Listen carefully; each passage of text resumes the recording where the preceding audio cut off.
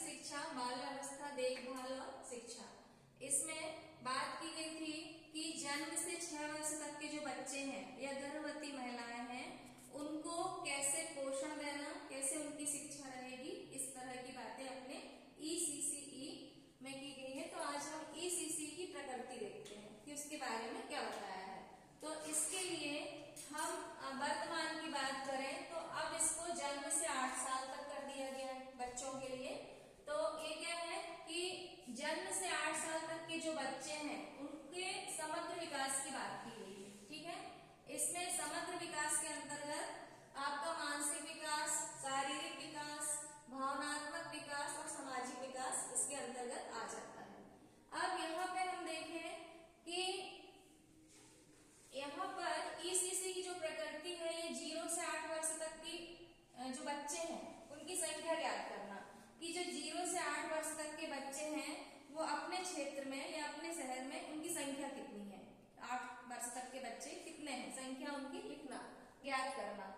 इसके बाद जो गर्भवती महिलाएं हैं उनको समय पर टीका लगवाने की सूचना देना। ECCE का ये भी एक काम है कि जो गर्भवती महिलाएं हैं उनको समय पर टीका लगवाया जाए। और जो बालक हैं 0 से 8 वर्ष तक के बच्चे या जो भी बच्चे हैं जिनका टीकाकरण होना है उनको सूचित किया जाए कि समय पर टीका लगवाना है। तो जिससे क्या होगा कि जो टीका कार्यक्रम है वो सफल हो जाएगा। उसके बाद प्रतिरक्षण टीका रजिस्टर भी तैयार करना पड़ता है। अब गर्भवती महिलाओं को सूचना एकत्रित करना कि कितनी गर्भवती महिलाएं हैं, कितनी कुपोषित हैं कि जिनको पोषक आहार या पोषक पूरक आहार दिया जा सके।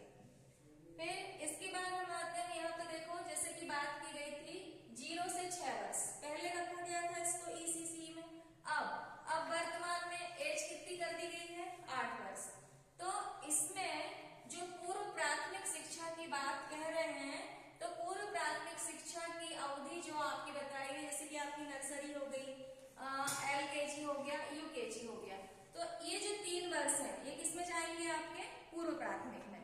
ठीक है, इसके बाद पाठ्य सहगामी क्रियाएं आ जाती है कि बच्चा पढ़ने के साथ साथ खेल खेल में बहुत सारी चीजें सीख जाता है ना, चाहे गिनतियां हो, खेल खेल में सब्जियों के नाम है, फलों के नाम है, तो ये सारी चीजें खेल खेल में पाठ्य सहगामी क्रियाओं के अंतर्गत उनको उत्सव के बारे में बताना, खेल कार्यक्रम, हर तरह के खेल की बच्चे कैसे कैसे खेल खेलते हैं, स्कूलों में कौन कौन से कार्यक्रम होते हैं, कौन से राष्ट्रीय कार्यक्रम होते हैं, कौन से सांस्कृतिक कार्यक्रम होते हैं, सामाजिक चीजें क्या होती हैं, उनको हर गतिविधियों से जोड़ना। ठीक है, और उसके बाद अब जो गर्भवती महिलाएं हैं उनके लिए भोजन पकाना, उनको परोसने की प्रक्रिया शुद्ध एवं उचित रूप में होना चाहिए।